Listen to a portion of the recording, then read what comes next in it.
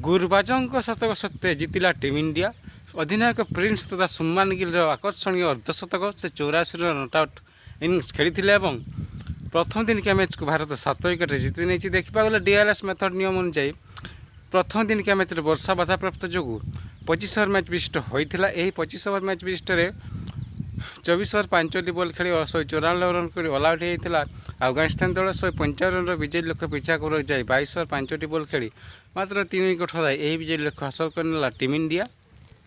हर्ष दुबे और Gordon broad debut करथिले। Debut रे 3 विकेट दुई जन बॉलर नहीं अर्शदीप सिंह 2 विकेट पाई।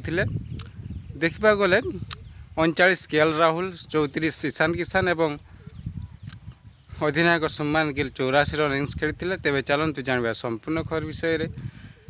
भारत और अफगानिस्तान मध्य 3 मैच विशिष्ट दिन के सीरीज आयोजित होते गतकाल धर्मशाला स्टाडियम प्रथम दिन के मैच खेलाई। यह मैच वर्षा बाधाप्राप्त जो 25 ओवर मैच होता। देखा गले गुरबाज 102 रन इनिंग्स खेली 27 रन करते रहमुल्ला और